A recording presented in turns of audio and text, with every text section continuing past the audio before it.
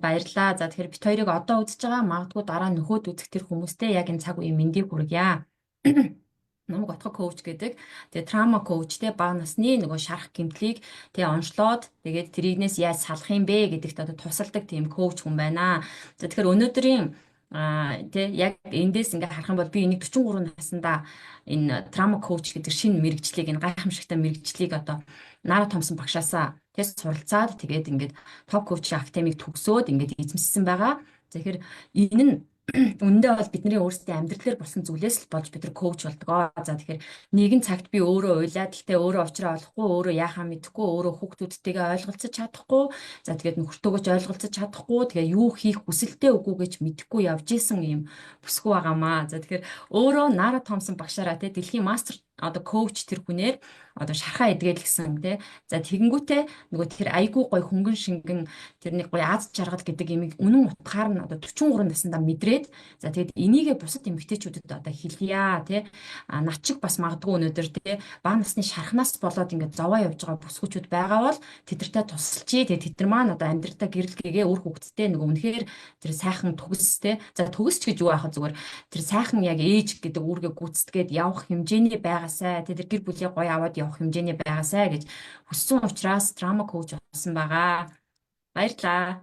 За тийм яста супер би ч гэсэн бас л гэр бүлийн асуудал одоо нөхөртөөгөө жоохон мууддаг инээ тэрэ болцсон байсан. Тэгэл хүүхдүүдтэйг их гомдоодаг байсан. Тэр мэдрэмжээрээ л за ер нь л өстө нэг дамардсан бүгд онсон юм шиг тийм мэдрэмж төрөөл тэгээд бас энэ коуч багш нартайгаа уулзчихсан. Тэгээд за бас л миний бага насны шалгалттай холбоотой байсан билээ энэ асуудлууд маань. Тэгээд өөрийнхөө учрыг мэдээд би чинь их codependent эмэгтэй байсан байгаа юм. Тэгээд тэрнээсээ болоод ийм асуудлуудад тулгарсан билээ. Тэгээд за өнөөдрийн бас сэдв бол ерөөсөө нэг хангалттай сайхан аав ээж болох уг нь бол хүн өөрийнхөө учрыг болчихоо тий. За би ч нэм травматай байна. За травмагүй хүн зөндөө байдаг байх уу? Тэрийг бол бүлээн зөвшөөрнө тий. Үнэхээр аж аргалтай гэр бүл эрүүл харилцаатай гэр бүлд өссөн, аж аргалтай өссөн, хайрлагдаад өссөн хүүхдүүд бол травмагүй байх. Ер нь бол ингээд уулзаж уулзаад яриад ингээд яваад тахт чи ерөөсөө ихэнх хүмүүс л травматай байдаг юм ба шүү дээ. Зөвхөн энэ чинь монголчуудын ч асуудал биш. Ер нь зөндөө л тийм одоо манай Америк кастомерууд ч гэсэн ер нь тэгэл травмагийн тухай их ярьдаг. Эдгээр яг онцлог нь болохоор сэтгэл зүй гэдэг одоо энэ шинжлэх ухааны чинь сэтгэл гэдэг энэ эрхтнээ чинь одоо аль дээрээс ингээд судлаад шинжилээд сэтгэл зүйчнэр маш олон болцсон болохоор ингээд сэтгэл зүйчдэр очиод учир зовлонгоороо сэтгэлээ онгоолгоод ярьцдаг ингээд өөрийгөө ангаагаад таашраад явцдаг. Тийм яг Монголын хувьд болохоор яг сүүлийн үед бол сэтгэл зүйчнэр дээр ирээд маш олон сайхан коучнэр энэ туршлагаараа орж ирж байна л да тий. Тэгжээж хүмүүсийн айн trauma гэдэг юм байт юм бэ. Энд чинь ангаах хэрэгтэй юм байна. Ийм болохоор би ингээд нөхөртөөгөө гэр бүлтэй эсвэл өөр хүмүүстэй асуудалтай байт юм байна гэд тэрийг мэдэж аваад яваад байна. Тийм учраас би одоо коучийн мэргэжлийг маш их ялангуяа энэ олон коучнэр төлөвлөж байгаа багшаараа маш их бахархаж байгаа. За тэгээд өнөөдөр хоёулаа яваад эцэг их гэж ярьсан чинь бас trauma-раа орчлоо шүү дээ. Угаасаа тий. За тэгээд уг нь болоод юуны энэ сайхан хангалттай сайн ээж аав байх гэдгийг чинь би хөөрхөн судлаад яваад байгаа. Яг би миний хүүхдүүд бол том болцсон л да хамгийн бага нь 19 доо оюутан тэгэл одоо 24 30 насны 3 том хүүтэй. Тэгээд одоо хүүхдийн хүмүүжлийн талаар судлахад бол нэлээд оройтцсан хойно судалж байгаа байхгүй юу? Жохон эртгэн судалтан байсан бол би хүүхдүүдээ гэртээ байхад нь өстой жинхэнэ хайраар өстой бүрэн дөрөв хайраар бөмбөрүүлээд өсгөх ёстой байсан байлээ. Тухайн үед хүүхдүүдээ өсгөж явж байхдаа би их л мундаг ээж байна өстой хийж чадхаараа л өстой чадлынхаа хэрээр өсгөж яах гэж бодоод байсан чинь сүүлд нь одоо ингээд судлаад байхаар чинь ер нь асуудалтай жоохон яг хийсэн зөв онцны юмнууд зөндөө байгаа. Гэхдээ травманаас болоод хүүхдүүдээ сэтгэл хангалуун бус ээж өөртөө сэтгэл хангалуун бус ээж чинь ингээд хүүхдүүдээ бас сэтгэл хангалуун биш болгоцсон. Одоо урмын үгээр бол маш их дутааж байсан юм билээ. Ялангуяа нөхрийгээ болон 3 хүүгээ. За тэрийг олоод мэдсэн. За тэгээд хүүхдүүдээ аюу урмын үгээр тэтгэж өсгөх ёстой байлээ. За гэр бүлдээ бол хатад өрөм тогтоох ёстой байсан билээ. Гэхдээ ерөнхийдөө бол би хатуу дөрмөө бас нөгөө төгс төгөлдрийн синдромтой ээж болохоор хатуу дөрмөө бас тогтоогоо л явсан юм билээ. Жохон илгэдэгчих гээд байсан юм билээ. Тэгээд за хүүхдүүдтэй ном уншиж өгөх зав бол надад үнэхээр байж байгаагүй юм билээ. Ерөөсөн өөрөө тэр ном уншдаггүй хүн тэгээд маш их ажил хийдэг болохоор нэг за сайн бол нэг номын сандраа хүүхдээ нэг зөөдөг тиймэрхүү байсан юм билээ. Тэгээд тиймэрхүү одоо нэг чанартай ээж аавын дөрмүүд байж тээ нэг тий хүүхдүүдэд хангалттай сайн хүүхдүүд өсгөх гэдэг ээж аавд нэг иймэрхүү дөрм баримтлаад явахд болох юм билээ гэдэг дөрмөөс би тиймэрхүү алдаануудыг зөндөө хийж ирсэн юм байна. За хүүхдүүдтэй нөгөө сайн хангалттай сонголт бас өгдөггүй. Ерөөсөө яг минийхээр явдаг. Гүр баг машинд ороод сонсох дуун хүртэл минийхээр явж исэн билээ. Манай хүүхдүүд чинь Селин Дионы дууг сонсох гэсэн юм билээ. Тиймэрхүү ээж исэн байгаа. За тэгээд хүүхдээ хариуцлага хүлээхийг бол аягүй сайн хийж исэн билээ. Ялангуяа хөөрхий том хүүдээ бол бүр арай дэндүү хариуцлага хүлээлгээл юу яасан билээ. Бүр том хүний ээж аавын хийх ёстой ажлыг тий хариуцлагыг манай том хүүд хийгээл өссөн билээ. Гэх жишээ нь тиймэрхүү юунууд алдаанууд хийсэн байна. За тэгээд би болохоор баг чамтай энэ ээж аавын трауманы тухай ярих гэдэг гэвэн шийдчихлээ. Яагаад гэвэл ерөөсөө л трауматай аав ээжүүд чинь л асуудалтай болоод байгаа. Хүүхдүүдээ бас трауматай өсгöd байгаа шүү дээ. Одоо сэтгэлийн шарахтай. Тийм учраас миний найз одоо ээж аавын шарах тий. Эсвэл ер нь өөртөө байсан шарахнуудаа яриад авчиж болж шүү дээ. За баярлалаа. Тэгэхээр бид нар ингэдэм бэл да. Би ч гэсэн ингээл явж исэн. Юу вэ гэхээр нөгөө нэг л биш байх гэдэг мэдэрдэг те нэг хүүхдүүдтэйгээ ойлголцоо болж эхэлдэг. Хүүхдүүд маань жоохон томроод те ингээл улам асуудал хүндэрч эхэлдэг. Эсвэл яриа болдог. Эсвэл бол одоо ууртаа болдог ч гэдэм үү. Эсвэл уцаа ингээ шагаагаад ерөөсөө юу адгүй үг авдаггүй те. Эсвэл бол одоо ингээд ерөөсөө хэлснээр хийдэггүй.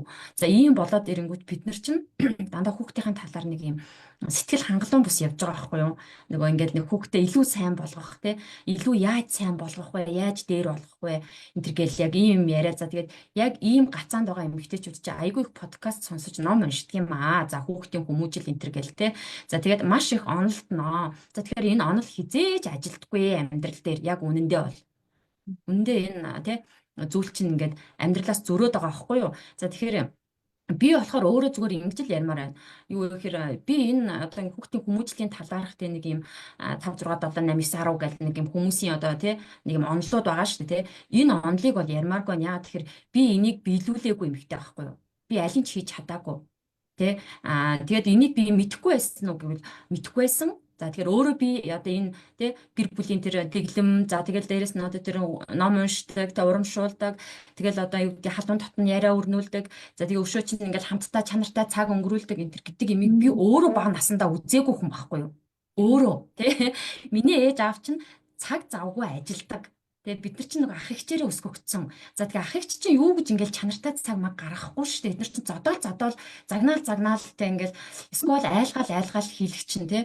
Ер нь бол нэг иймэрхүү. За ээж аав бол эрэхтэй яадаг вэ гэхээр нэг яг нэг юм шалгалт комисс шиг тий. Хийсэн үү? Хичээл хийсэн үү? Хоолой хийсэн үү? Тэгсэн үү? Ингэсэн үү? Тэгээд тэрөө тэгээгүй бол тэгэлч. Тэхгүй яасан гэдэг юм руу ингээ ордог ийм гэр бүлд өсчихсэн эмэгтэй чинь нэ шүү дээ тий. Нөгөө подкаст сонсоод нөгөө гой ном уншаад ингээ амар олон гой ингээл юмыг ингээ харангуйтаа хөө яана энэ чинь би өстө ерөөсөө ингээ мдээгүй юм биш дээ. Мдээгүй болохоор би хийгээгүй юм. За одоо мэдсэн юм чи хийчихье гэдэг ингээ зүтгэсэн байхгүй юу? Нэлийн хугацаанд зүтгэсэн. За тэгээд чадаагүй яагаад гэж миний төвчээр хүрээгүй. Би ингээл бууж өгөөл ингээл би ингээл ахисаар нь байгаал би ингээл сонсох гэж оролдоод би араас нь хөөцөлдөөд ч тэр хүүхдүүд надад ирэхэ болчихсон байсан байхгүй. Тэгэхээр бүр их гацаанд орсон. Тэг ингээл яах ёстой юм бэ? Одоо би яах юм бэ? Тэг ингээд энэ нөгөө онлон ч ажиллахгүй шүү дээ, тий. Нөгөө мундаг подкастууд ч ажиллахгүй байна хөөе.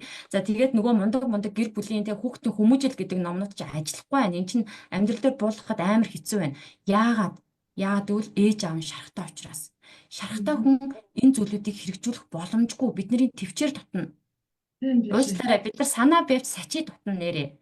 За тэгэхээр хүүхдээ сонсгож хичээж байгаа л за тэгэл ингээл нэлийн хэсэг төвчж байгаа л тэгээ сүүлд нь загнаа ичиж байгаа байхгүй юу? Тэ? чи одоо амар ядаргаатай би чам зөндөө хэллээ тий. Би чамд уйлж хэллээ, дуулж хэллээ, гуйж хэллээ. Гэхдээ чи надаар яалах гээд байгаа юм гээл тий. Ингээ яг ийм л зүйл болдог шүү дээ тий. Тэгэхээр энэ зүйл амьдрал дээр хэрэгжихгүй байна. За тэгвэл коуч хүмүүсийн ялгаа нь тий. Энэ шүү. Коуч хүмүүс бол яг амьдрал дээр тэгээ нэг хөрсөн дээр бууцсан, хэрэгжчихсэн. Тэгээд уйлж явж байгаад нулимсаа арчаад босоод ирэх тэр тэгээ хөл дээрээ босоод ирэх тэр зүйлийг хийж чадсан хүмүүс байдаг гэж би бол боддог. За тэгэхээр одоо ингээд нөгөө түрүү яг даваа коуч маань ярьж штэ тий хүүхдэд хүмүүжүүлэх гэдэг байгаа. Тэгэхээр би энэ үгэнд одоо асар дургу болоод байгаа. Ер нь бол хүүхдийг хүмүүжүүлнэ гэж байдгүй юм байна. Хүүхдийг өөрийгөө танихт нь туслах. Ээж ийм л үүрэгтэй.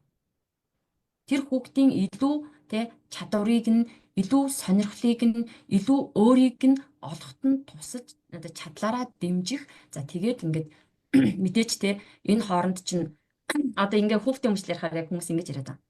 Өө одоо тэгээ яах юм юу ч хийж болохгүй юм хүүхдтэй. Таныхаар бол одоо ингээл те за гэж урд нь гараа бүхэлзээд байх хэрэгтэй юм уу те гэвэл үгүй штэ. Юм чи ерөөсөө иймаараа нэг юм баланстай байх нь өөрөө айгу зөв зүйл болчихж байгаа байхгүй юу. Тэгэхээр бид нар чинь нөгөө шархтаа хүмүүс чинь энэ балансыг дандаа алдагдуулдаг те. Нэг бол дээшээ хит загнаал зодоол ингээл бөө юм болоод нэг бол бүр тоохгүй ингээ хайхарахгүй хайчин. Ашиг угаасаа юм хэлээд нэмэргүй. За бөө нос нулимс уйлаа майлан болдгийн. Ядаргаа зүгээр хэрүүл болно боль хай. За бид нар ингэж өөрсдөө балансгүй байгаад байгаа нь юу хэлээд байгаа вэ? Бид нар шарахтай байгааг л харуулж байгаа байхгүй ээж аав нь өөрсдөө гимтчихсэн хүүхэд насндаа. Тэ? За энийгээ базээ эхний үед нь бид нар өөрсдөө ийм зүйлийг үзээгүй. Бид нартай ээж аав маань ингэж харилцаагүй. Тэ бид нар хараагүй. Тэгэхээр бид нар мэдэхгүй. За номноос уншаад мэдчихлээ. Энэ нь онлыг яг амьдрал дээр хэрэгжүүлэх гэсэн чинь бид нар өөрсдөө шарахтай, өөрсдөө юм хэцүү байгаа учраас үнэхээр энерги чинь дутна. Үнэхээр нэг төвчээр чинь дутна те шанс дутдаг байхгүй юу. За тэгээд нөгөө нэг өдөр ингээл нэг сайн ээж болж ирсэн маргааш өдөр нөгөө мангас ээж болчдөг те. Нэг өдөр тисэж байгаа л маргааш нь уйлаад нөгөө өдөр нь уурлаад за ингээл ийм л одоо хорвоог туулаад байгаа байхгүй юу. За тэгэхээр миний амьдралд яг л ийм л зүйл болж ирсэн. Тэгээ би өөрийгөө бодохдоо би амар хичээж байна. Би чадлаараа хичээ гэдэг. Тэгэхээр энэ хүүхдүүд л болох байна. Хүүхдүүд нэг над чиг хичээждэг бол за тэгээд л хоёр талаасаа ингээд л яг болох гээд байна. Тэ? Тэгэхээр ингээд энд өстой хүүхдүүдээ л одоо сэтгэл зүйчтэй уулзуулъя. Хүүхдүүдээ л нэг тийм сайн сургалтанд суулгая гэдэг юм дээр очсон байхгүй. Тэгээд ингээд явж байгаад хамгийн сонирхолтой өргөдмөр нь яасан бэ гэхээр Нара Томсон багштайгаа уулзраад те яг энэ хувь хүний хөгжил яг энэ те энэ зүйл рүүгээ ороод шархаа эдгээгээд явсан чинь үе уучлаарай. Хүүхдээ би өөрчлөх боломжгүй юм биш үү? Би өөрөө өөрчлөгдөх нь хамгийн гол үндэс юм байна гэдэг зүйлийг ойлгосон юм аа. Тэгэхээр би даваа коучоос нэг зүйлийг ингээд тодруулаад өгөөч гэж хэлмээр байна. Түрүүний нөгөө нэг ингээд явуулсан байсан тэр 9 зүйлийг ингээд таныг сануул да. Би тэрэн дээр ингээд хэлээд өгье. Энд дээр толгуурлаад ярих гэж байна. Тийм цэсмаа намтарчлаа. Тий. Тэгээд тэр чинь бас нэг юмнаас олж авсан юм аа гэж. Хамгийн түрүүнд те даваа коуч маань ярьсан түрүүний яриа те гэр бүлийн хатуу дүрэн байх ёстой гинэ. Би бол ингэж боддгоо. Энэ зүгээр миний л үнцэг шүү за. Тэгэхээр яагаад ингэж боддгоо вэ гэдэг нь шүү дээ. Бид нар ч ерөөсөө нөгөө хатуу ширүүн дэглэмтэй гэр бүлд чинь би өөрөө өссөн байхгүй. За. Би өөрөө өссөн тий. Манай дандаа тэгж болно, тэгж болохгүй, ингэх ёстой, тэгэх ёстой. Энэ чиний үүрэг, энэ чи хийх ёстой. Яагаад хийгээгүй ингээд хариуцдаг, тооцдог ийм гэр бүлд би өөрөө өссөн юм аа. За тэгэхээр ийм үед яадаг вэ гэхээр хүүхэд улам дотгошоо ордог. Тийм яг тийч. Улам ингээ алдаа гаргахаас айж эхэлдэг. Улам итгэхгүй болдог. Тэ? За тэгээд дээрэс нь төгс төгөлдрийн синдром гэдэг зүйлтэй болчдөг. Яагаад тэгэхээр би өөрийнхоороо хийхээр дандаа голөгдоод, өөлөгдөөд, мяалагдаад байгаа учраас. За эсвэл одоо би хоолоо идмээргүй гэж болно шүү дээ. Би ингэ цатгалан ч юм уу те. Эсвэл бол одоо би энэ маань ямар ч юм. Тэгтэл яг аав суу. Одоо хоолоо ид. Гэтэл би тэр хоолнд ингээ байцаа байвал бас идэхгүй байж болох байхгүй. Би байцаанд айгу дургу байсан хүүхдээ та. Тэгээд байцаатай хоол юм уу гэвэл хоол голлоо гэд ингээд те бүр тэр ингээ хүчээр идүүлдэг. За энэ мэдчилэнгийн те энэ бол ерөөсөө хатуу дэглэмтэй гэр бүл гэдэг чинь өөрөө тийм сайн зүйл ерөөсөө биш ээ. Тэ хүүхдийг хүмүүжүүлж олно. Тэ за хүмүүжүүлэх нь зөв гэж бид нар үзэж байгаа шүү дээ те. За тэгсэн хэрнээ одоо юу гэдэг хитрхи ингээд хүмүүжүүлнэ гэж бүр ингээд тэр хүүхдийг бүр өөрөөр нь биш болгож эвдхийг хэлээд байгаа биш байхгүй юу? Хүүхэд гэдэг чинь чиний яг хүснээр байх боломжгүй гэдгийг хүлээн зөвшөөрөх нь аюул чухал юм байна. Ялангуяа орчин үеийн хүүхдүүд бол Тийм. харин Тэгэхээр яагаад бид нар орчин үеийн хүүхэд гэж яриад байгаа вэ гэхээр бидний үеийнхэн бүгдээрээ травматай болохоор байхгүй да. Орчин үеийн хүүхэд амар дураараа байгаа юм шиг санагдаад байна. Амар ядаргаатай, амар дураараа, амар ингээ өөрийнхөө юм бүхний чамд хангаж өгчээд багт юм бүхэн чамд байж хат чинь чи энээсээ тийм. дээр хайстай гэл тэ. Тийм. Тэгэхээр ингээд одоо бидний трама яг энэ дээр сэтэрдэг байхгүй юу гэхээр бидний үед юм биш байсан. Бидний үед ингээд стан дээр дуртай хувцас аавд хүмүүс чаддгүй байлаа, дуртай юм иддэггүй байлаа, чам шиг ингээд өдөр шөнөгүй найз нөхдөйгөө уулздаггүй байлаа гэл те. Яг нэг өөрсдийнхөө тэр нэг хоцрогдсон те бидний нөгөө трама авсан тэр үеийнхээ амийг одоо яриад байгаа байхгүй юу. Тэгэхээр одооны хүүхдүүд сонирн байгаад байгаа юм биш ээ. Бид нар өөрсдөө сонирхолтой өссөн байгаа байхгүй юу. Тэ. Тэгэхээр одоо болохоор хүүхдүүд чинь нийгэм нь одоо гэр бүлд нь биш ч гэсэн нийгэм нь өөрөө хүмүүс өөр байна гэдгийг харуулад байгаа айгүй олон зүйлийг сонсож байгаа, үзэж байгаа. Хэрэгцээ шал өөр хэрэгцээтэй хүүхдүүд Өөр болцсон тийм. Тэгэхээр борцог байвал бодлоо нэг толгой дээр би нэг гэр оронд байвал бодлоо гэлтэй нэг хувцас сонор байвал бодлоо гэдэг нэг суур хэрэгцээгээ байвал бодлоо гэж бодож байгаа хүмүүс биш байгаа байхгүй ягаад гэвэл бид нар чинь бүх хэрэгцээг нь хүүхдүүдтэй хангаад бид нар чинь бэлэн юм дээр төрчлөө шүү дээ хүүхдүүд чинь тэгээ юмгүй байхад зовлон гэхгүй байгаа тийм. Тийм тэгэхээр одоо бид нар хүүхдтэй те яагаад тэр нэг юм өнгөрсөн баларсан юм яриад байгаа вэ те чи өөртөө зовж үзээгүй болохоор чи өсөж үзээгүй болохоор үгүй яагаад заавал хүүхдээ зовоож өсгөх гээд байгаа юм бэ? Тийм биз дээ. Энд чинь ийм л нийгэм төрсөн шүү дээ. Энэ хүүхд чи одоо тэрэндээ буруутай юм уу те? Ийм нийгэм төрсөн буруутай юм уу гэдэг зүйл болчихж байгаа байхгүй юу? За тэгэхээр нөгөө би энэ нэг хатууд дэглэмтэй гэхээсээ илүү юуг айгүй ингэж тодорхойлохыг хүсдэг вэ? Одоо би өөрөө хэрэгжүүлээд байгаа зүйл нь юу вэ гэхээр ерөөсөө зөв дадлыг суулгах нь чухал юм байна. Яг үнэ. Тэгээ айгүй оролцоотой байх нь чухал юм байна. За тэгсэн чинь нөгөө бид нар чи яадаг байсан бэлээ. Хөөе түлэгдээд өг чинь галаас хол бай. Хөөе на гурил одоо асах чинь. Хөөе тэр ус тат чинь. Одоо наа чин тэрэнд одоо ингэ чин тэг чин гэд ингээд юу ч оруулдаггүй те. Хоолоо хийх гэжсэн чи хүүхэд нь хажуу дээрэл гар хуруугаа оруулаад алив энийг аваа яваач. Ядаргаатай алив юм хийх гэж байгаа чинь садаа болоод байна. Хүүхдийн сонирхоод оролцож байгаа үед нь бид нар өөрсдөө оролцуулаагүй байхгүй юу? Хийх гээд тэ дараа нь завааруулсан юмыг цэвэрлэхээс төгшөөгөөд тэ тэр хүүхдтэй тэгээ унжиралдаа сунжиралдаад байх бид нар энерги байхгүйсэн байхгүй юу? Тэгэхээр нөгөө хүүхдтэй бушуухан шиг цэмбитл нугаагаад тэгээд нөгөө юм манежмент нь суулгах чинь тэ тэгэнгүүтээ өөрөөсөө нөгөө хоол унд ингээл бүх юма гэр мэрээ цэвэрлээл юм хизээч хүүхдэрээ те ингээ нэг даавуу аваад ингээд тэр шээсээ арчичгаа миний хөөгд оролцуулаагүй байхгүй юу бид нар өөрсдөө.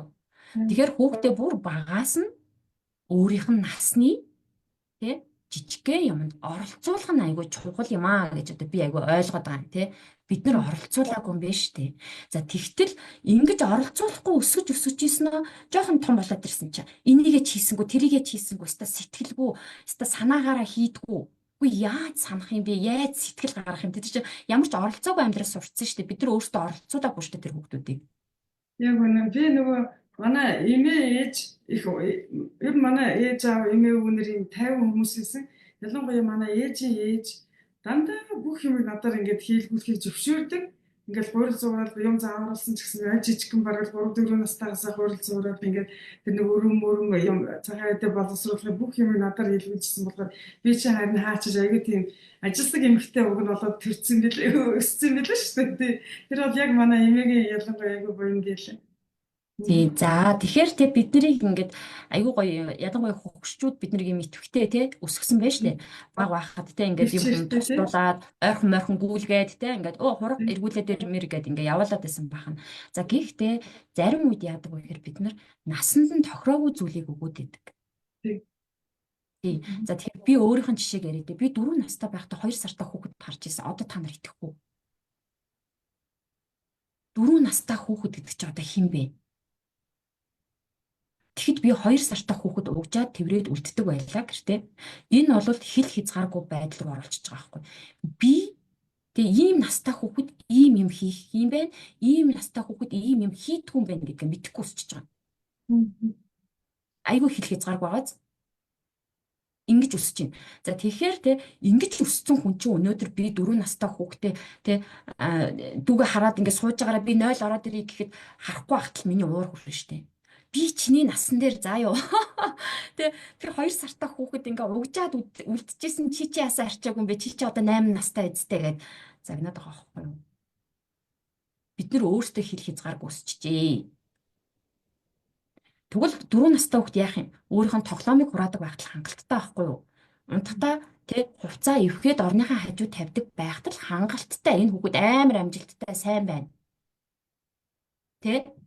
За тэгээд дээрэс нь одоо яг тийм магадгүй өөрөө хоолоо бариад ингээ идчихэж байгаа бол за ингээл за чи цэцэрлэгт явах болцсон юм байна. Шээлэ гэж хэлээ кошокава шийдчихэж байгаа. За чи бүрстэ янзын окей чи өстө яг насандаа хийж чадах юм чадчихээн гэж ойлгох хэрэгтэй байхгүй. Тэгэхэд бид нар өөрсдөө юм хэл хязгааргүй тий багаасаа амар эцэг эхийнхаа тэр том хүмүүсийн үүргийг ингээ хүлээлцэж явсны үр дүнд юу болоод байгаа гэхээр хүүхдүүдээсээ дандаа их юм шаардаад байгаа юм.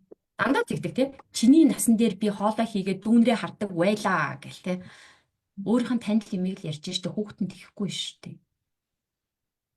Тэгэхээр энэ нөгөө хитийцэн их ачаалал бол хэрэггүй байд юм байна гэдгийг би бол аюул сайн ойлгосон. Чамайг дөрөв уучлаарай нөгөө 4 настай гэдээ ярьсан чи миний нэг шарах сэтэрчлэг энэ буруугийн мэдрэмж ингэжсэн байхгүй юу? Би яг шархны хичээл дээр яг энэ шархаа би одоо айгүйх тийм гин буруутай амьдрдаг эмгтээсэн байгаа байхгүй юу? Ерөөсөө л юм дандаа гимшилтэй өөртөө сэтгэл дундуур сэтгэл хангалуун биш дандаа нэг юм гимийн мэдрэмжтэй яг гаднаа тэгж харагддаг мөртлөө сэтгэл маань дандаа сэтгэл зүрх маань тийм гин буруугийн мэдрэмжтэй тэгээд өөрийгөө дандаа голдог за би ч тэг би гэж өөрийгөө бусдад харьцуулдаг тэгээд би энэ шархыг одоо хаанаас авсан болоо гэд бодоод явдаг байсан чинь би яг шарх гэдгийг ч мэддэггүй байсан л та ямар ч гэсэн би өөрийгөө маш их голдог хүн байсан байхгүй тэгсэн чинь би одоо шархны хичээл одоо 3 удаа дараалал суусан байхгүй одоо нараа багшийн багшин юм байна л та 3 удаагийн шархны сургалтанд сууж байхдаа би хамгийн сүүлийнхэн шархны хичээлд нэг гин буруугийн мэдрэмж хаанаас гарч ирснийг олж мэдэж амжилсан байхгүй яасан гэсэн чинь манай ах надаас хойрхон ах манай аав ээж хоёр гэрлээд ингээд 10 жилийн дотор 5 хүүхэд гаргасан байхгүй тэгээ одоо манай энэ дүү чинь надаас 7 дүү тэгээ манай дүү бит хоёрын хооронд дахиад 2 охин бисэн байхгүй нэг хүүхэд яагаад гаргаад тэгээд манай дүү бит хоёрын дундах 2 охин бага наснда эндчихсэн нь одоо нэг нас та үедээ тэгээд нэг охин дүүгээ би тэгээд яг аль охин дүүгэж бас сайн мэдэхгүй би ээжтэй тэр шархаа тэр шархны хичээлд орж ээжээсээ уучлах гоож ингэж шархаа илгээжсэн байхгүй би тэрийг ер нь ингэ ярьчихээ дахиад сагигүнт ингэ амар сэтэрчлээ. Тэгээд нөгөө манай ах чинь 5 настай би нэг 3 настай хавцаар байсан юм шиг байгаа. Нөгөө хүүхдийнхээ тэрэгнээс ингээд тэр үеийн хүүхдийн тэрэг чи айгуу тийм сев биш юм том дугуйтай нэг юм ганцхан тийм тэрэг байдаг гэсэн чинь ганцхан загвараа орсон те.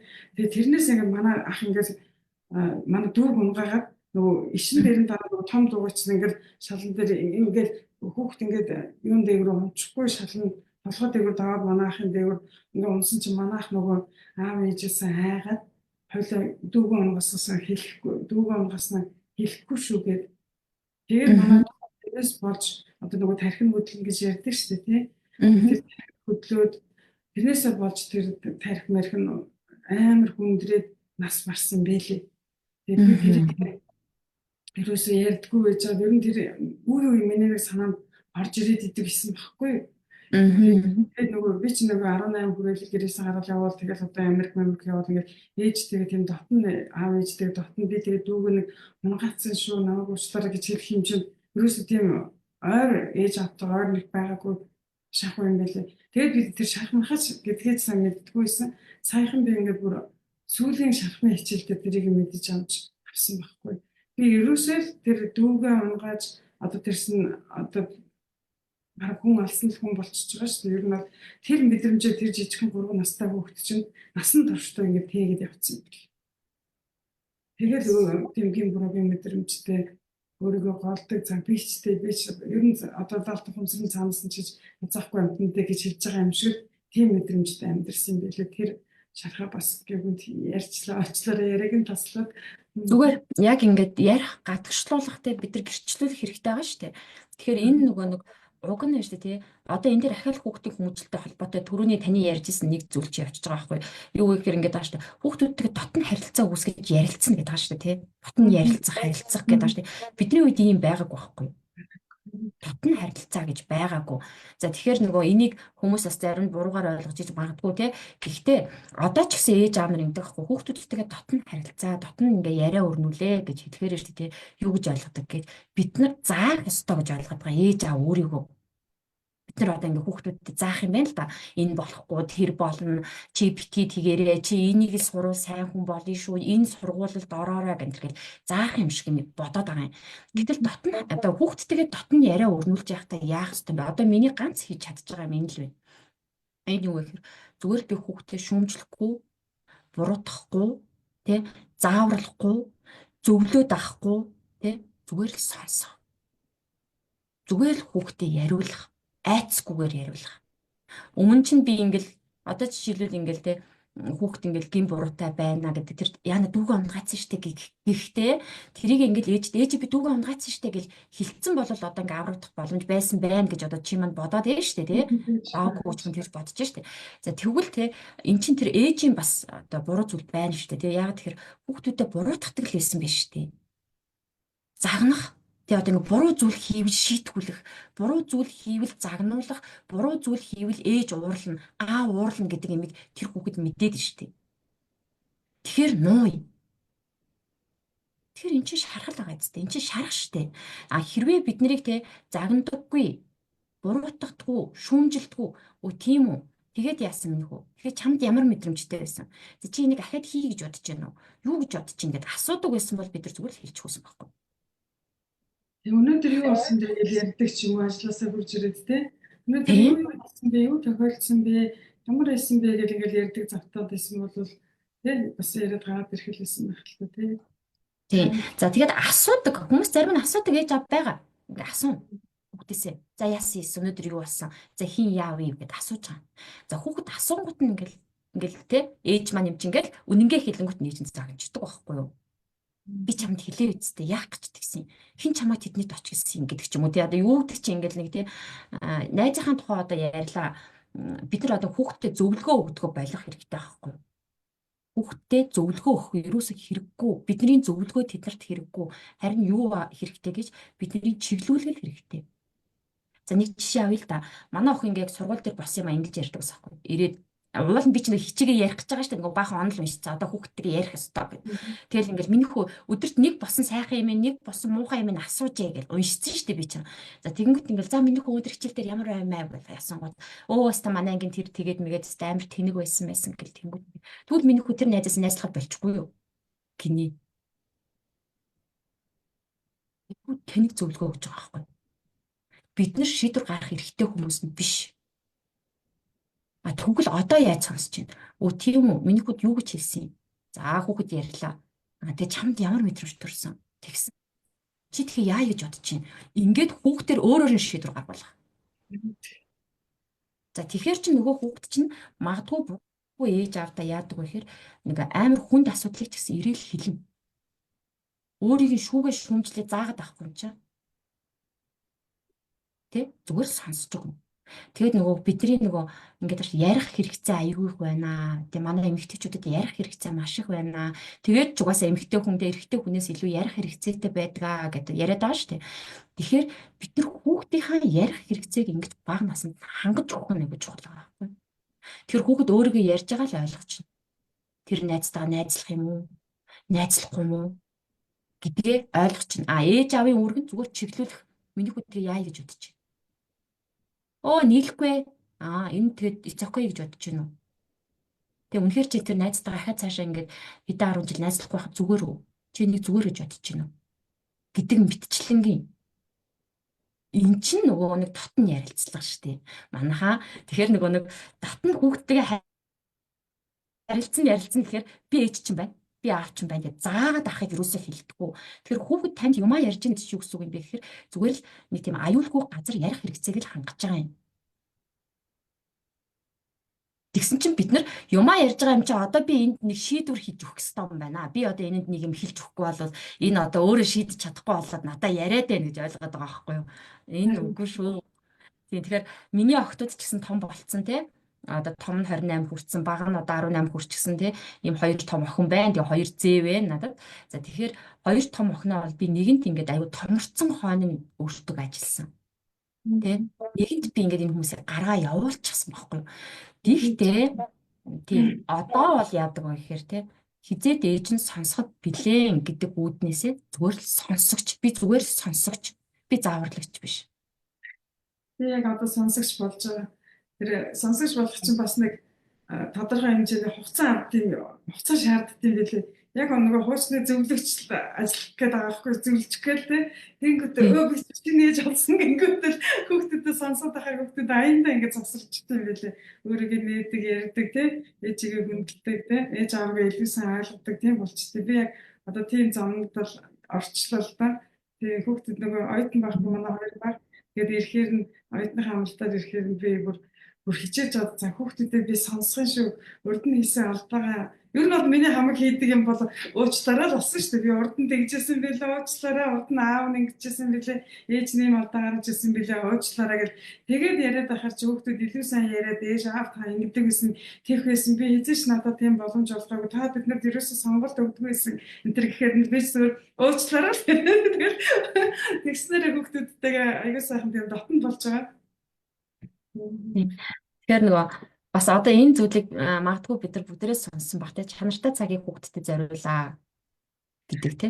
Тэгвэл энэ юу юм бэ? Бид нар өөрсдөө нь уншиж байгаа зүйлээ өөртөө зөв орчуулж чадахгүй нь. Яа тэгэхээр бид нар энэ номон дээр гараад байгаа шиг зүйлийг юусоо туулаагүй байхгүй юу? Юусоо мэдрээгүй, юусоо тэрийг хэрэгжүүлээгүй, юусоо ээж аав маань бид нартай ингэж байгаагүй шин нэмийг суулгах гэж штэ.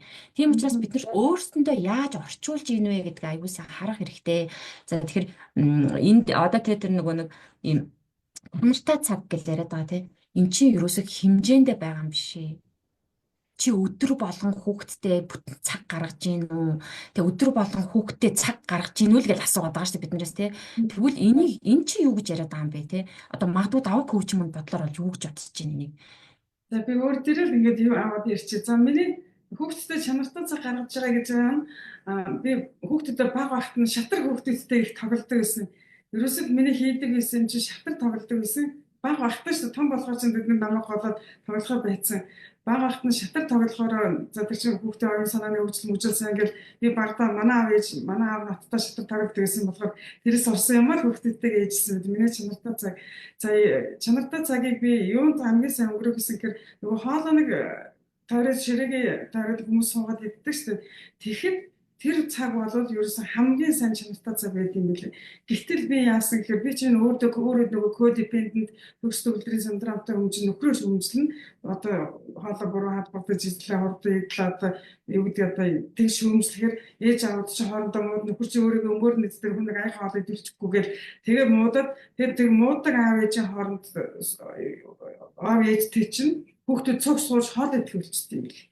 Тэг манай хүүхдүүд чинь том болохоор шууд өрөөрөөр аваад орчдөг тийм соёлтой байсан шүү дээ. Тэгэхээр тэр хоолоо идэх цаг бол хамгийн чанартай цаг гэсэн тэрийг алдсан билээ. Хоолоо болохоор цуг хийчдэг гэсэн хүүхдүүдтэй одоо нөгөө хүүхдүүд чинь хоолоо хийх сурцсан тэрний буйнд гэтэл яг тэр хоолоо идэх чанартай цагтаа одоо би өөрөө би шархан ангаацсан ээж байсан, эрүүл ээжсэн бол би нөхөртөө хамгийн сайхан чанартай цаг гаргаж бүх юмаа ярьж те.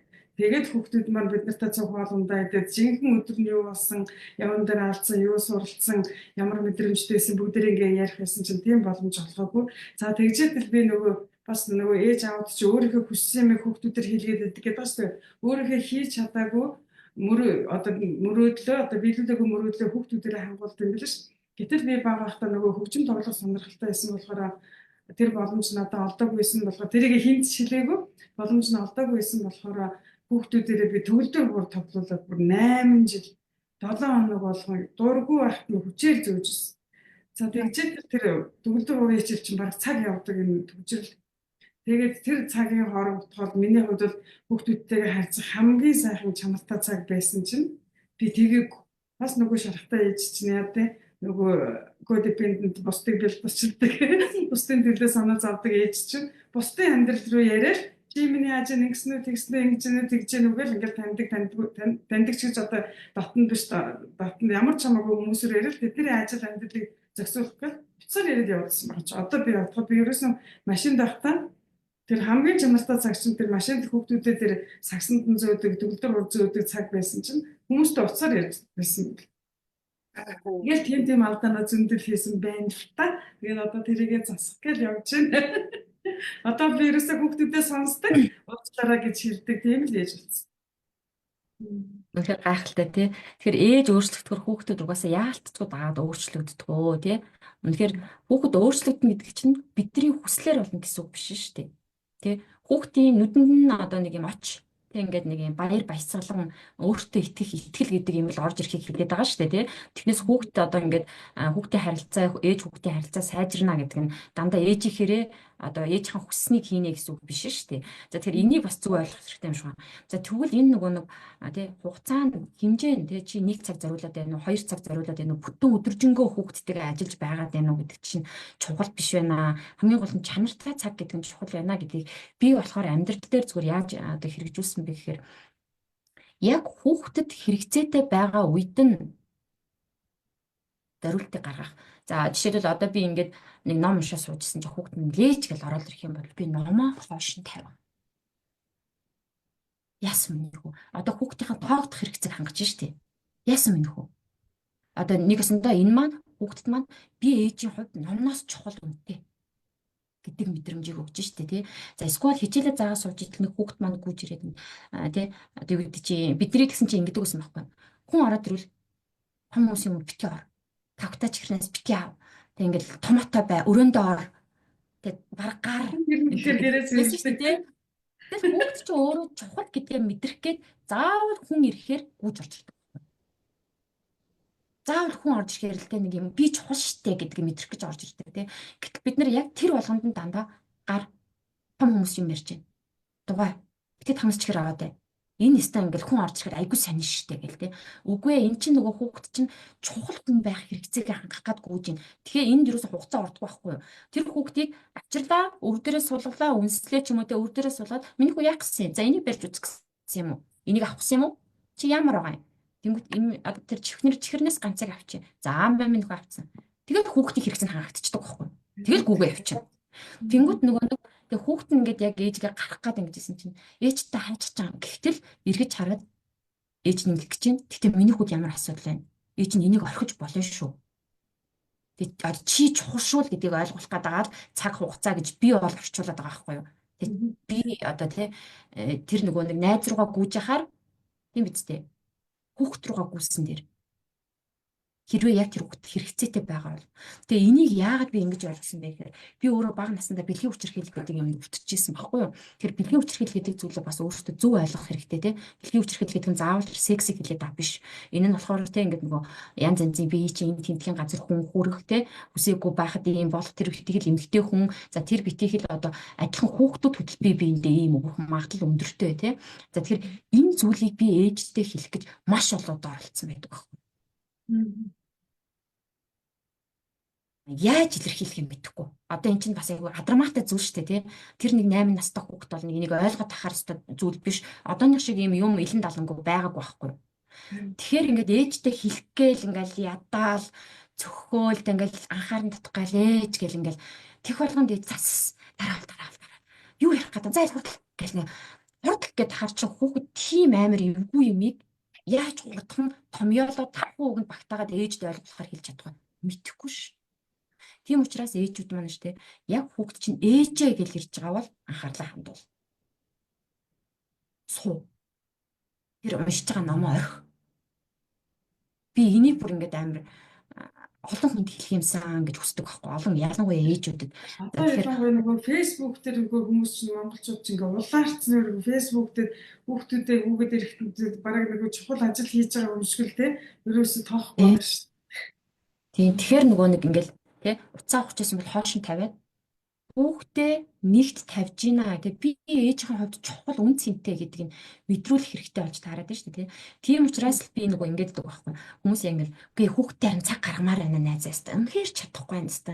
Би ч өстө завгүй. Нөгөө одоо ингэж оройн 8 цагт ажилласаа буун. За тэгэл өглөө 8 гэж унтчихад нь гарна. Очиод нөгөө хоолнд орон гэр хувцс хонор гэл тэгээл ч унтах боллоо л та нэрэ. Тэгээл нөгөө идэ чи хичээлээ хийх гэж үзэж тараал би өстө ядарч өгөх гээд байгаа байхгүй. Найз нь юусаа тэгэж хүүхдээ зориулах цаг алгаа би мэдээд байна. Одоо яах вэ гэдэг байгаа байхгүй. Тэгэхээр энэнд тийм их цаг ордгоо маа. Зүгээр л хүүхд чинь ээжээгээл хилжил байгаа бол суу. Би бүр энийг ингээд айгүй олон хүнийг тэг ялангуяа ээжүүдийг мэдээсэй гэж хүсдэг. Тэгээд хүүхдийнхаа тэр удаан нэг имийг ингээд илэрхийлэх гээд байгаа зүйлийг ажиглал. Хүүхд чинь хизээнээс нэг юм ааштай болоод эхэлвэ. За бид нар энийг хараа шууд ингэж орчуулад байгаа шүү. Манай хувьд угаасаа ааштай. Энэ багын юм нэг ааштай юм байсан. Энтергээл те. Үгүй. За тэгээ явж исэн чинь одоо энэ нэг шилжилтийн нас нь эхэлсэн. Шилжилтийн нас эхэллээ гэхэд те хүний одоо дааврын өөрчлөлтүүд ордог юм байгаа биз те. Тэнд бас нэг юм болж байгаа. Гэхдээ тэрнээс илүү сэтгэл зүйн асуудал гэдэг чинь л биднийг амар юм те өөр эмоц гаргахад гэдэг. За тэгэхээр би яг тэр зүйлд орсны дараагаас ихтэй маш ааштай ууртай охин болсон. Би өөрийгөө илэрхийлэх гээд хахад хинч тоогоогүй сонсоогүй.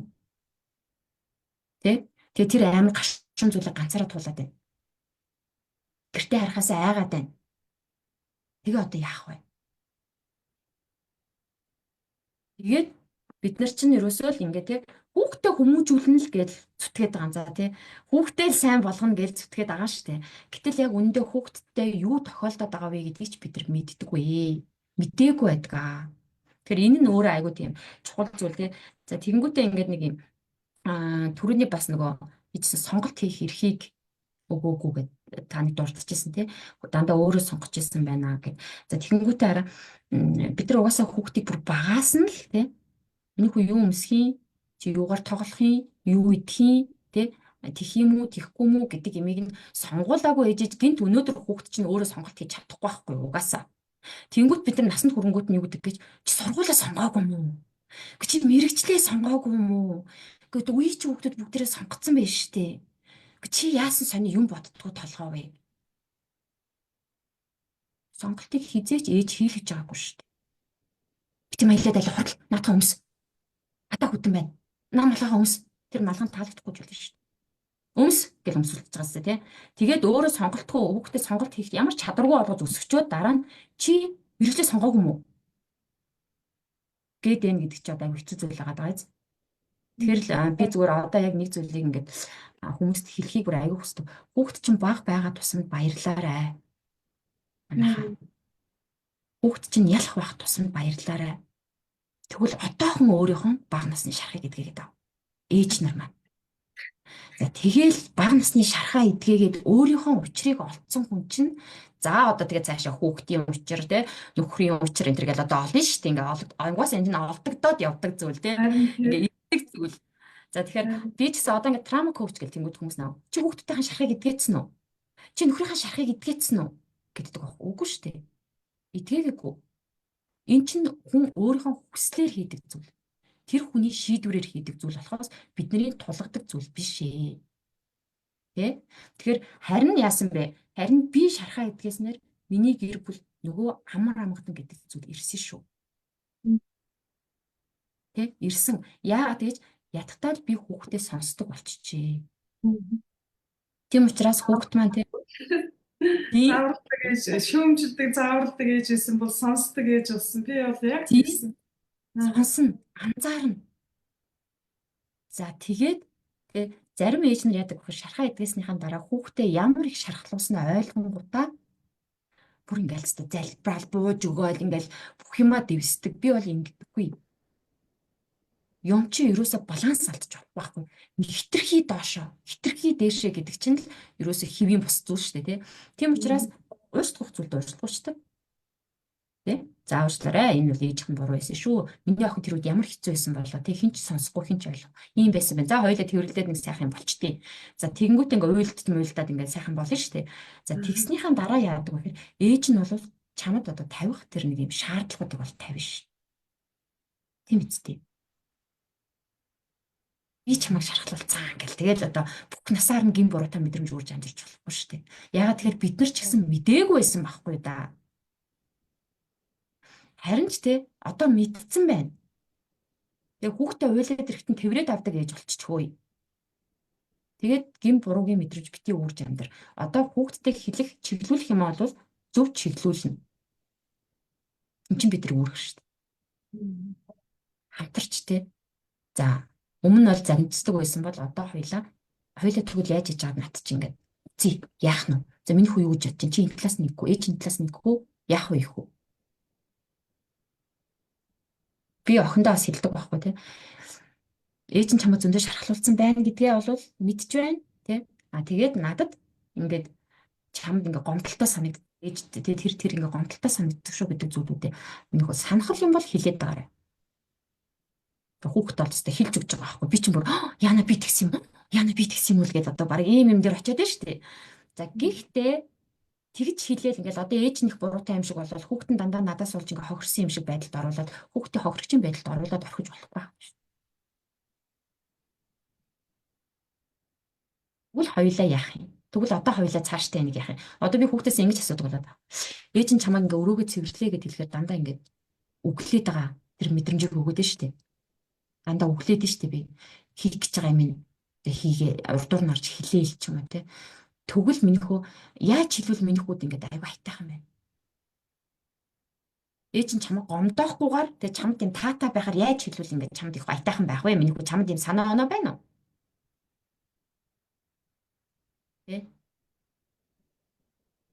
Тэгээд хэлэхээр хүүхэд ингээд бодож байгаа. Тэр хүүхэдтэй бодох хугацаа гэдгийг өг. Заавал тэр дондоо асуулт асуух гээд байгаа шүү дээ. Миний хүү тэгтээ нэг бодож байгаа ээжтэй хэлээрээ. Хоёулаа энэ дээр нэг тохиролцоонд хүрэхгүй болохгүй. Тэ?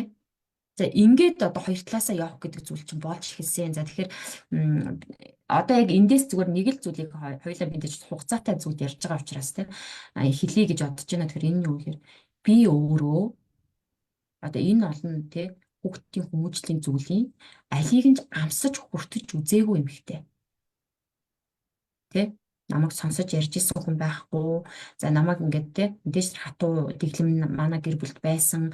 За тэгээ хизээч намайг тэр урамшуулж шагнах энэ гэдэг зүйл байгаагүй. Тэ хизээч одоо юу гэдэг хамтдаа тэр цагийг өнгөрөөдөг зүйл байгаагүй. Тэ нөгөө тог тасарсан чинь гэрийнхэнтэйгээ уулзлаа шүү дээ. Дайжгүй хүмүүс байна гэдэг шиг тэ нэг одоо нөгөө нэг хаяал нэг цагаан сар магаан сараар нэг аав ээж нэг тогтдог штэ гэртээ. Бусад үе дандаа завгүй ажилтаагаа явцдаг тий. За тэгэнгүүтээ одоо нэг сонголт хийх боломж бидэрт байгаагүй шүү дээ. Бид нар бүр тийч ярих юм бол дандаа ээж их чахнарынхаа хувцсыг өмсөж л өссөн. Би 10 хүүхдээ айл юм баг. Тий. За тэгэхээр нэг тийм юу гэдэг одоо ингэж байгаа шүү дээ. Нэг юм аливаа нэг бэрхшээлийг өөрөө ингэ даван туулах чадвартай хүүхдтэй болмоор байна гэж яриад байгаа шүү хүмүүс тий. Энэ яг юу хүсэж байгаа юм бэ? Хүүхд чинь асуудлаа ганцаараа шийддэг байхыг хүсэж байгаа юм уу? Яг юу хүсэж байгаа юм бол? Бас алдах үедээ алдаад алдаанаас суралцаад явуулахыг хэлж байгаа юм болоо. Бид ч нэг хүүхдүүдэд нэг алдуулахгүй байхын төлөө яваад байгаа эцэгүүд байгаа даа шүү дээ. Өөрчлөх хийх хэмжээ юу ч алдаа гэж бодоод байгаа юм тий. За тийм. Тэгэхээр бид нар хүүхдээсээ хүсэж байгаа зүйлээ өөрсдөө томьёолж чадахгүй шүү. Бид нар хүүхдээсээ хүсэж байгаа зүйлээ өөрсдөө томьёолж чадахгүй байна. Яагаад? Яагаад гэвэл хизээч энэ зүйлийг мэдрээгүй зүйлээ бид нар хүнээс хүсэж байгаа гэж боддоо. Хүүхдээсээ хүсэж байгаа гэж боддоо. За тэгэхээр энэ зүйлүүдийг огт амсаж үзээгүй хүн одоо тий хүүхдтэйгээ харилцана гэдэг аюу хэцүү байт юм аа. Эхнийхэн зүйл. Тэ амсаж үзээгүй би мэдрээгүй би мэдэхгүй. За тэгэнгүүтээ ингээд амар хэцүү болонгуудыг гацаанд орчиж байгаа. За тэгээ гацаанд оронгуудаа за айгүй их ном уншаал подкаст уншаал эхэлдэг юм да угаасаа. Эхлэн одоо дандаа хүүхдийн хүмүүжил те яаж уурлахгүй байдаг ээж болох бай молох бай нөгөө еврей ээж нарын арга марга гэж одоо ингээд тест явж байгаа нөгөөдөл. За энэ онол бол амьдрал дээр учрыг нь ойлгож чадаагүй бол хэрэгждэг. Энийг зөв орчуулж гинэ гэдгийг бас их бодох хэрэгтэй байна шүү дээ. За ингээд хэрэгждэг юм аа. Тэр миний хамгийн амархан тэ нөгөө тийм сайхан ээж аваа байх айгу амархан штэ гэж хэлээд байгаа нь юу вэ гэхээр баг насныхан шархаг гэдэг ч юм манайхаа ээжүүдээ. Шархны сургалтанд явуулах шархны хичээл сургалтад их явж байгаа шүү дээ. Манай коуч нар тий. Тийм. Тэгээд сургалтанд явах Тэгэхээр хэрэгтэй байна. Эсвэл ганцаарчилсан коучинг авах хэрэгтэй юм тий. тийм мэрэгжлийн хүмүүстэй ажил. Тэ Мгм. энэ зүйлийг даваад гарчихсан хүмүүстэй ажиллаа. За тэгээд шархаа эдгээсний дараа юу болсон бэ? Миний амьдралд. Би ч одоо шархаа эдгэхээс өмнө өстой эдний чи хүүхдэр хэрэгжүүлэх гэж чадаагүй. Үнэхээр миний төвчээр дутсан. Тэ үнэхээр өстой гонжинжаа болсон байхгүй юу?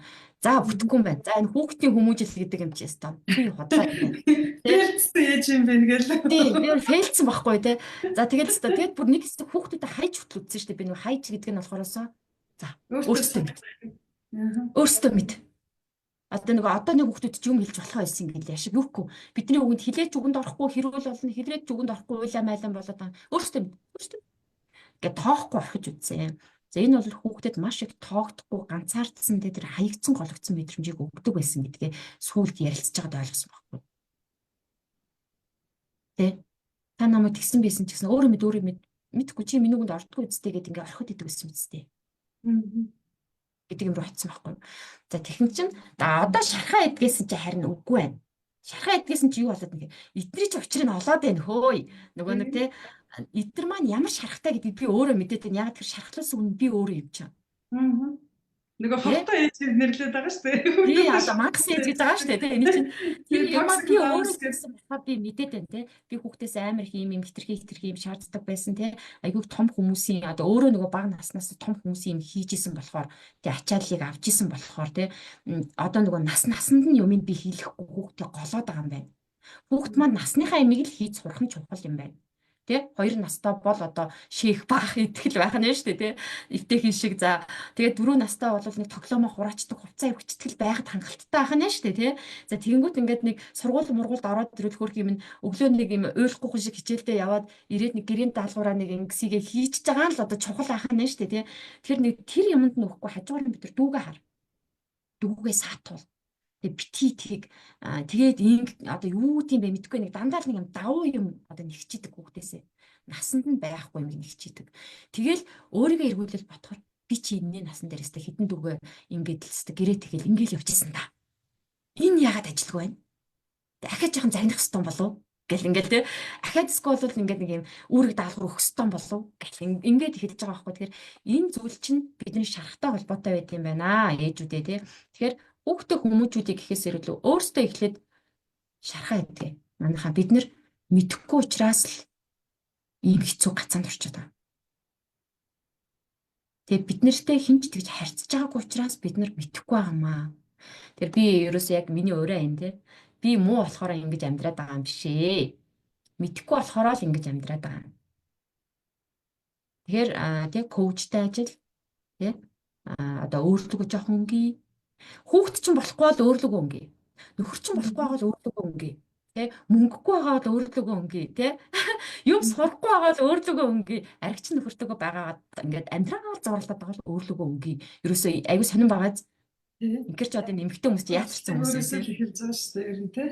Тэгэхээр өөрийнхөө учрыг олж байгаад өөрийг чинь таарсан бүх тэр ертөнц чинь өөрчлөгдөн гэдэг байгаа шүү дээ тий. За өстө маш гайхалтай. За энэ дээр нэмээд хэлчихэд одоо миний өөрийн туршлагаас би бол нөгөө багтаа нэг юм тэрвүүлж өнсүүлж өнгөөж үсээг байх юм гэлээ. Хүүхдийн дэл манай аав ээж хоёр тэгж хэрэлдэж зодтолж ингэж цохиж нүдэж загнаж тэгж өсгөөгүй л дээ. Амар тайван гэрүүлд өссөн. Гэхдээ би тийм нэг юу одоо physical touch гэдэг харин хэл байгаа шүү дээ тий. Ерөөс тэгж тэрвүүлж ингэж яаж үсээгүй юм бэлээ. Тэр хэмжээгээр би хүүхдүүдийн тэрвдгүү ээжсэн бэлээ. Тэгээд би одоо том болсон хүүхдүүд одоо тэд нар чинь ингээд багамсан залуучууд байгаа шүү дээ. Одоо би тэднийг ингээд тэрврээд байли ээж нэг хэсгэн тэрвэрч нэг сайхан гоё энерги өгч игээд ингээд тэрвэрхээр тэр том залуучууд айгүй хөөрхөн тэрвэрлэдэг юм билээ. Тэгээд юу гэж хэлэх гээд байна гэхээр одоо би буруу одоо фейлдсэн ээж нь хортоо ээж байсан байна. Одоо бүх юм өнгөрсөн хүүхдүүд гэрээсээ гараад явцсан. Одоо өнгөрсөн гэж ерөөсө болдгүй юм билээ. Энийг чинь ингээд засаж болд юм байлээ гэдгийг хэлэх гээд байна. Хүүхэд хэдэн наснд хүрсэн ч гэсэн таны хүүхэд та одоо 60-та таны хүүхэд 40-тэй байх юм бол одоо би чинь 50 хэдтэй хүүхэд мань 30-тай гэхэд чинь тэр хүүхдүүдээ одооноос тэрвэрхээр тэр сайхан мэдрэмжээ чинь хүүхдүүд одоо мэдрээд үнэхээр баярлалтай юм байлаа. Тэгээд эргээд бүр одоо бид хүүхдүүд одоо эргээд бид нарыг үнсдэг болсон. Намайг манай нөхөр одоо өөртөө бас харьцангуй хүүхдүүдэд үнсүүлдэг. Би болохоор тэгж байгаагүй юм байлаа. Тэгээд ерөөсөө алдаа ерөөсөө алдаага засахад хязгаарч оройтдгүй юм байлээ гэдгийг хэлэх гээд нэгдүгээр. Хоёрдугаар энэ гадаадд өсөж байгаа хүүхдүүд чинь англи хэлтэй өсөж байгаа сууд Америкт байж байгаа хүүхдүүд чинь том болсон хойно эдгээр чинь өөрснөө их сурвалж аваад өөрснөө амгаад манай хүүхдүүд бол өөрснөө бүтэн жил терапи авсан билээ. Одоо бүр эмчилгээ, сэтгэл заслын эмчилгээ. Тийм учраас бүх юмны учрыг мэдсэн. Одоо ерөөсөө токсик мам байсан байна, хурдан аав ээж байсан байна, эрүүл бус харилцаатай аав ээж байсан байна. Одоо trauma bonded гэж хэлэхэд нь би бүр ингэж гомдох шиг болж исэн байхгүй юу? Аав ээж хоёр trauma bonded аав ээж хоёр trauma bonded хүмүүс юм билээ ш. Тэгээд хэлэхэд нь би ингэж бүр гомдох шиг trauma bonded байхдаа би хайр сэтгэлээрээ суусаад байгаа зөөнийхээ ханаад ингээд чадлаараа л явж хат чинь гэдэг амар бараг л ойлгож байгаасэн. Тэгээ одоо ингээд нэг сэтгэлээ шаарах болох гэж байнга юм яриад байхад үнэхээр энэ trauma bonded ээж аваад лсэн билээ. Тэрийг ангаж үдгээгээд явж байгаа болохоор одоо юу гэж хэлэх гээд байна гэхээр гадаадд байгаа ялангуяа том болсон ялангуяа тийм терапи сэтгэл зүйч аваад яатсан хүүхдүүд бол та нарыг юу гэж шилж магадгүй та сайн хангалттай ээж аав биш байсан энэ төр гэж шилж магадгүй тэр үнд гомдож болохгүй байлээ зүгээр л хүлэн зөвшөөрөөл тэгэл одоо ястаа жинхэнэ тэр сайн яриад байгаа тэр би чамд өгсөн байгаа тэр эсэн жагсаалт шиг тийм ээж авах боломж тэр алдаагаа засах тэр боломж байгаа юм байлээ хүүхдүүд том болсон ч гэсэн таны хүүхэд хിവэрэл байгаа юм байлээ гэдгийг аягүй сайн ойлгосон. За бас нэг юу ойлгосон гэсэн чинь Бурхны авралаар намайг ингээд коуч болох гэж ингээд яг сургууль мургалтан суугаад хүн зөвлөх гээд ингээд байжсэн чинь манай ээж тэгээд манай дүү хоёр жижигхэн охинт байгаа 10 настай 5 настай охинтойгоо хүрээд ирсэн одоо манай гэрте байгаа аахгүй нэг 2 сарын хугацаа. За тэгсэн чинь тэдний амьдралыг чинь би өстө жинхэнэ оншилж байна. Өстө яг мэрэгжлийн үүднээс гэтэл манай ээж чи яг нөгөө бүр одоо 80 хэдтэй хөгшин байгаа шүү дээ. Тэгэхэд яг нөгөө дээр үеийнхээ гүү энэ одоо нэг хүүхдүүд өстө цамаа мамаа хоолундаа идсэнгүү дуусгасангүү тавган дээр юм үлдээлээ энэ цааснууд хайжил шайлаа хайрын сайхан цаас нөгөө жижиг 10 настай охины чи өстө чи дүүдээ өгсөнгүү чи дүүгээ чи гэж өстө цохиж аваад энэ дээр өстө жинхэнэ нөгөө охины чинь codependent гэдэг одоо миний явах гэдэг сургалт шүү дээ бусдаас хамааралтай эрүүл бус хамааралтай охин болгож байна. Би тэгээд бүр оншилж байна тэрээ чинь. Тэгэд би тэр 10 настай охиныг өмөрж эхэлж байгаа одоо имэгээс нь одоо би өөрийнхөө ээжээс өмөрж эхэлж байгаа. Ээж та дууга байж энэ таны буруу.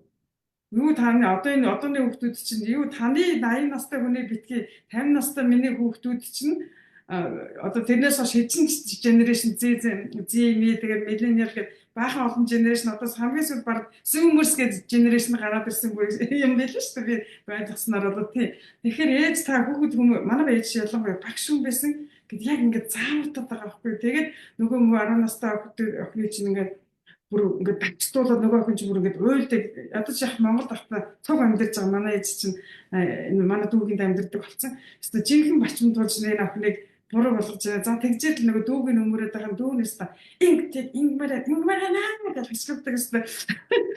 Жинхэнэ бас буруу хүмүүжлээ. Тийм хоёр охин хүрээд ирсэн чинь энэ хоёроо хүмүүжүүлэх гээд би их үзэлчиж байна. Нөгөө тэр чи ээжд нь ойлгох хэрэг болж байгаа. Манай дүүж ингээд хөвгөний хөгжил мөгжил шалгах гээд юммар явааг байгаа. Ээж шүү дээ тий. Дөрөв хүүхдээ гэхдээ том хүүхдүүд нь бүр оюутан болоод яваад гисэн тийм ээж байхгүй. Хоёр баруун жижиг. Тийм тэгээд би чинь дүүгээ хүмүүжүүлэх дүүдээ одоо шалхны хичээл бичиж жинхэнэ юм чинь зааж өгөх хэрэгтэй болоод ингээд явж байгаа. Тийм учраас юу гэж хэлэх гээд байна гэхээр та өөрөө ингээд шархаа эдгэсэн тий шалхны сургалтанд яваад хөрөнгөний хөгжлийн сургалтанд яваад коучтай ажиллаж шархаа эдгэсэн тохиолдолд таныг тавьсан ертөнц тэр чигээрээ өөрчлөгдөн та өчнөө хүний амьдралд нөлөөлж чадах юм билээ шүү. Тийм учраас та нар ингээд өөртөө сайн ажиллаараа гэдгийг хэлэх гээд байна л та. Ямар гоё өрөө вэ те. Яг үнэ. Өөртөө ажилтсан хүн л ятгата бусад хүмүүсийг тайван байлгаж чаддаг хөөе. Тэ бусад хүмүүс тэр яг нэг юм амьсгалах одоо эрх чөлөөг нь өгдөг. Гэтэ зөвөр штэ те. Зүгээр одоо нэг юм бэлдуучилж биш. Тэ нэг юм одоо юу гэдэг нэр төргийн төлөө биш те. Ерөнхийдөө залхаад ингээд зүгээр дураар нь орхиж байгаа биш. Ерөнхийдөө зүгээр хүнийг яг байгаагаар нь хүлээж авах. За энэ дээр би нэг зүйлийг хэлээд ерөнхийдөө хоёлаа яриагаа өндөрлөх тийшээ хандъя да гэж бодож байна. Энэ нь юу гэхээр штэ. Одоо хүүхдээ ямар ч нөхцөл болцолгүй хайрлах. За энийг сонсч ирсэн үү? Тэр үед бол ерөөсөө сонсож байгааг одоо л сургалт мургалт тасны дараа л Өө би ч бас хүүхдүүдтэй болцолтой хайрладаг байсан биш үү? За ингэчүүл те. Ингэчүүл чи өстө мундаг хүүхд чи. Тэгвэл би чамайг хайрлаа шүү гэж байгаа тийм мэдрэмжүүд бол зөндөө төрүүлж ирсэн юм бэлээ. Мгм. За тэгэхээр Намаа гэдгээр хүүхдээ бодоод. болцолгүй хайрладаг гэж нэг зүйл байгаа тийм. За тэгэхээр энэ зүйлийг бид нөр өөрсдөндөө хийж чадаагүй учраас бид нар өөрсдөндөө болцолгүй хандж чадаагүй учраас тэгэхээр биднэрт ээж аав манд болцолгүй хандаагүй учраас бид нар бас мэдэхгүй байгаа байхгүй юу? Тэнгүүд өөрийгөө хайрлж тэ өөрийгөө болцолгүйгээр хайрлж үзээчгүй тэрийг ингээ ганц удаа ч ингэж амсаагүй хүн маань хүүхдээ болцолгүй хайрлах нь өөрөө боломжгүй зүйл болчиход байгаа байхгүй. Тэгэхээр энийг яг шархаа эдгэж явах үедээ ингээ мэдэрсэн юм аа. За тэгэхээр энэ нь юу вэ гэхээр тэ багш маань бас яг ярьдаг аахгүй нараад унсан багш маань тэ дөнгөж ихээс хүүхэд төрлөө тэ ингээл хүүхэд улаан нэлзраа хүүхэд ингээл төрөөл уйлаал ингээл гараал ирэхт нь бид нар ингээл энэ өстө надад хоол хийж өгсөнгүй энэ мөнгө олж ирсэнгүй энэ өстө сайн сурсангүй эн чинь одоо нүдэн тим юм уу хүүш энэ чинь өснө яасан шинхэн ингэж голдгоо эцтэй зүгээр л тэр нэг тэ өчтнөө цаг өвтгөж нөгөө хэдэн ясын минь салгаад нэг юм гараад ирэхээр баярлаад бид нар чинь ингээд ямар хөөрхөн юм бэ гэдэг үсттэй тэ энийг болцлогүй хайр гэж байгаа шүү. Тэр улаан ялзраа тий амтнд яг өөрт чи юу ч хийж өгөөгүй. Юу ч хийж өгөөгүй байгаа ш тэр чинь тий. Бүр ядж яхад ингээ нөгөө мөөмөөч олоод идчих чадахгүй тий. Бааж чадахгүй нэг юм ядаргаатай амтнд төрж байгаа ш тэнд чи уг нь ол тий. Тэгэд ингээ хитэн цагаар өвтгөж байгаа тий хитэн ясын минь ингээ салгаж байгаа төрж байгаа тэр хүүхэд байгааз тэгээд тахт бид нар баярлаад байна да. Йоо, өстө миний уу яасан хөөрх юм бэ? Өстө хөөрхөн хүүхдтэй болчихлоо гэл те. За ингээд байгаа. Тэгвэл одоо ч гэсэн зарим үед бид нар ялах хүүхд харахаар л нэг өөрийн мэдлгүй нөгөө хил амаа зажлаа л те ингээд үнэрлээ өстө ямар хөөрх юм бэ? Тэр нь ялах хүүхдийг бид нарт юу хийж өгöd байгаа вэ? Юу ч хийж өгөхгүй шүү дээ. Зүгээр л тэр хүн болол хороод ихэд дээр ирснээрээ л бусдын хайрыг авч штэ те. Ингээд хайрлагдах ирэх вэ штэ тэрэнд нэг те. За тэгвэл бид нар өөрсдөө ингэж хайрлаж чаддаггүй. Үгүй штэ. Бид нар мөнгө олж гин үү? Юм чадчихээн үү? Өнөөдөр амснаа биелүүлсэн үү? Биелүүлээгүй юу? Би таргана уу? Туран хаа юу гэж өөртөө амар олон болцол тавьж идэг. Би ч өнөөдөр юу ч амжуулсангүй. Би өнөөдөр ч юу ч хийж чадсангүй. Би угаасаа муу ээж байлаа. Би угаасаа тарган. Би угаасаа царай матай. Би угаасаа одоо бусдын хайрыг татдаггүй гэдэг. Юу гэж би угаасаа нөхрөгөө гэл ингээл. Тэг ингээд би угаасаа хөгшин гэл ингээд. Дандаа нэг юмар өөрийгөө хэмжих гээд байгаа биз. Дандаа хийсэн бүтээсэн чадсанараа хэмжих гээд байна. Тэгэхээр энэ нь юу хэлээд байна гэхээр та өөрийгөө болцолтгүй хайрлж нэг ч удаа үзээгүй байна гэдгийг хэлээд байна. Тэнгүүд болцолгүй хайрын тухай ярихаар шууд нөгөө нэг бурхан бясалгал гэгэрл гэж бодоод багш байна. Тэгэхээр энэ биш л дээ. Шархаа эдгээсний дараа би чи зүгээр л хорвоод хэлэхэд тэр байгаагаараа чухал юм байна штэ гэдэг тэр зүйлийг амсч мэдэрдэг юм аа. Би ямар үн цэнтэй юм бэ? Би чи ямар чухал хүн байсан юм бэ? Би чи одоо нэрээ гэл те. Нөгөө амьд яваад байгаа анх удаа амар баярлсан шүү дээ би чи. Тэгээ өмнө чинь амьд яваад байгаа одоо гутраад байсан юм биш үү? Ингэж ч амьд явах гэж штэ энэ төр гээл те. Тэгсэн чинь үгүй. Чи яг энэ байгаагаараа. Яг энэ нүдтэй амтай хамартай тарган туранхаа одоо мэдсэн гизтэй тэр тэгээ хөхн урагдчихсан одоо юу ч байдгийг буурал үстэй яг энүүгээр чи амар үн цэнтэйгээ боддоо. Тэгэхээр энийг хизээ мэдэрдэг вэ гэхээр шархаа эдгэж те яг өөрөө өөртөө уулзах тэр үед одоо мэдэрдэг юм аа. За тэгэхээр өөрийнхөө ийм зүйлийг мэдэрчиж байгаа хүн хүүхдээсээ те нэх бас тийм олон юм гоншгоноод авахгүй те хүүхдээ ер нь бол нөгөө алдаа хийх зөвшөөрлийг өгч чаддаг бол. Зүгээрээ минь хүн начин зүгээр штэ. Хүн алдахгүй байна гэж байхгүй. Алтна. Хамгийн гол нь хоёул ахад нэг оролтыг ахад өөрөөр хийж үзье. Тэ? Яавал болох юм шиг байна. За бүр болохгүй бол бас орхиж бас болно штэ. Тэ? Сонголт байгаа штэ. Тэгэхээр алдаа хийн гэдэг нь ухах хэмжээний зүйл биш ээ. Ичих хэмжээний зүйл биш ээ. Нуугдах хэмжээний зүйл биш ээ гэдгийг хүүхдэд ойлгуулж өгчиж нөгөө хүүхд чи яадаг вэ гэхээр штэ. Өөртөө ихтгэлтэй болж байгаа байхгүй. Тэ өөртөө ихтгэлтэй гэдэг зүйлийг өгч байна. За тэгэхээр тэр нөгөө нэг юм бэрхшээлийг даван туулдаг, бууж өгдөггүй нэг ингээ гарчдаг хүүхдийг хэрвээ би болгомоор байгаа бол танаас маш их хүлээлт нөгөө юм хүлээцтэй байдаг шаарддаг. За хүүхдээ гутлаа үдхийг нь зааж өглөө.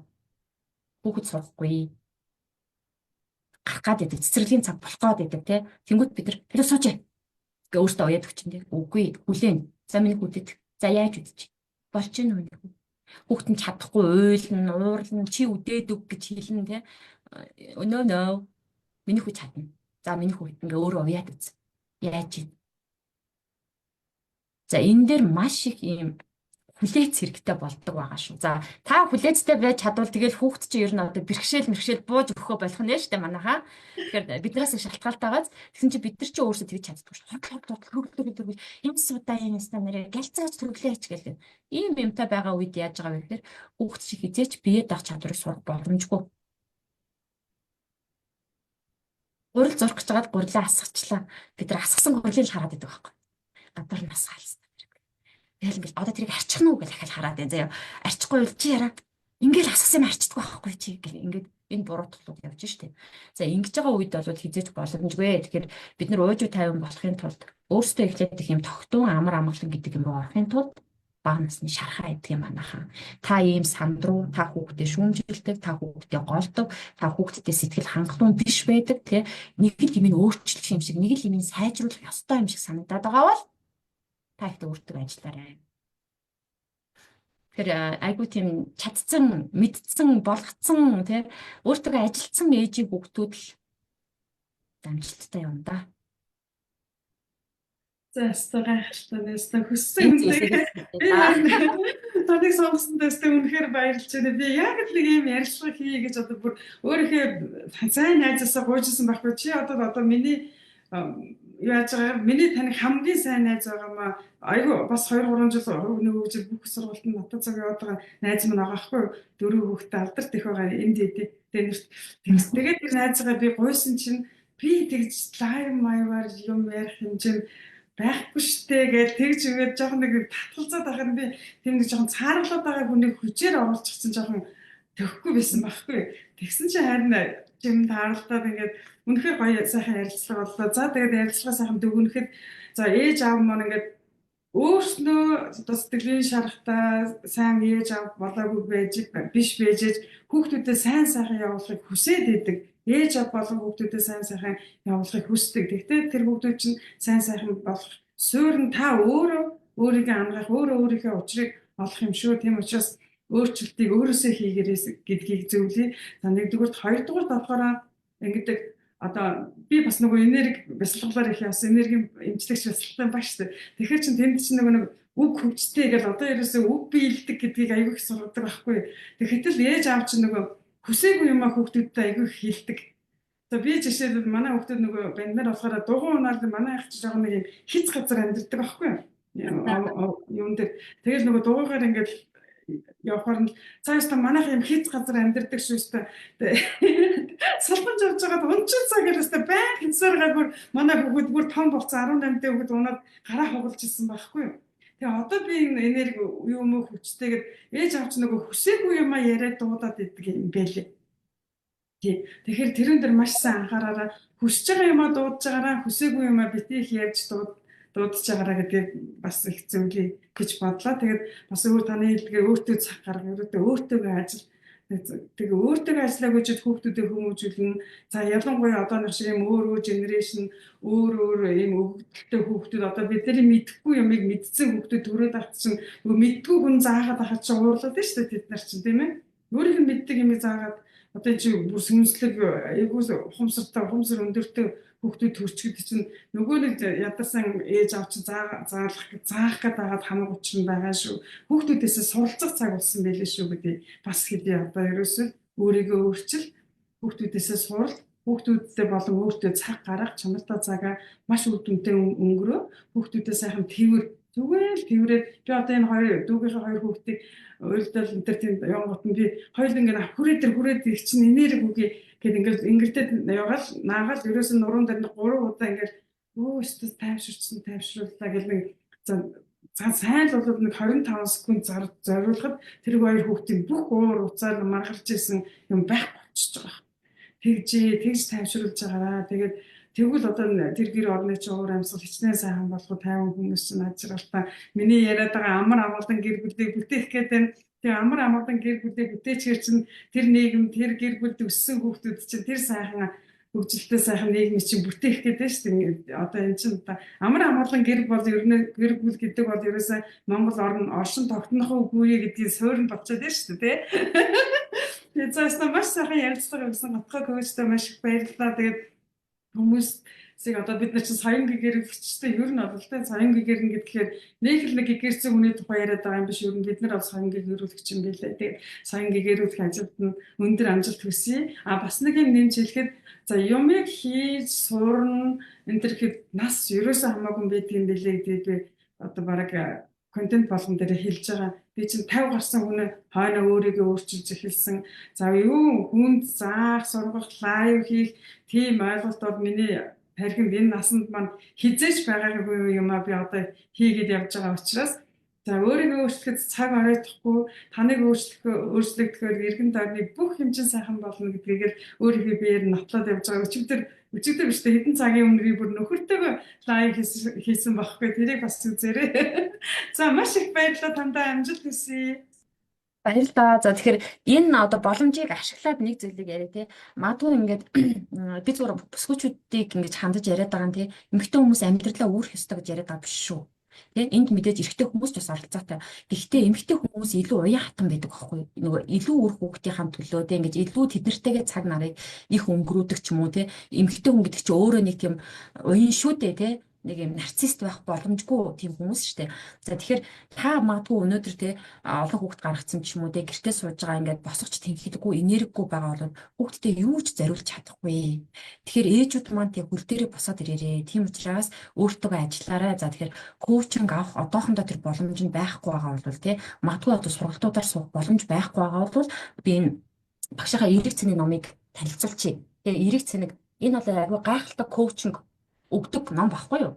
Тэгэхээр та тий өнөө маргааштай одоо тий яг ганцаарчсан коучинг аваад явах тийм боломжгүй байгаа бол энэ номыг тий 9908 1716 гэдэг тий утаснаас асуугаад магадгүй хэд байгаа байх үлдсэн байх гэж найдаж байна.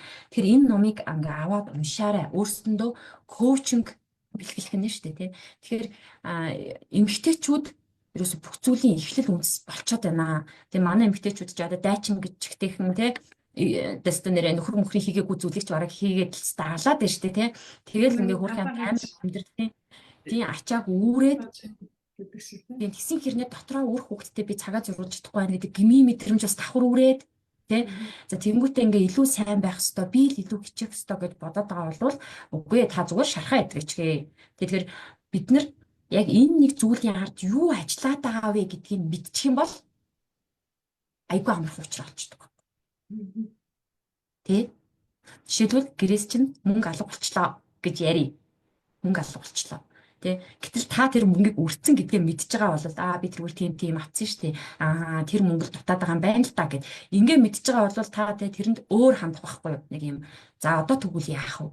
Би одоо тэр мөнгийг олж хийх юм уу эсвэл үнэнгээ хэлэх юм уу гэдэг юм те ингэн гэтэл тэрийг юунд үтснээ ч мэдэхгүй нэрээ тэр нь дутаад байгаа юм уу ч мэдэхгүй те ийм байдалд орох юм бол нөгөө уур уцаар те ингээд би яасан чи тэгсэн биш үү гэж одоо ийм юм руу орно гэдэгтэй адилхан цаана нь юу агаад мэдэх нь айгүй чухал байдгийг шүү манайхан.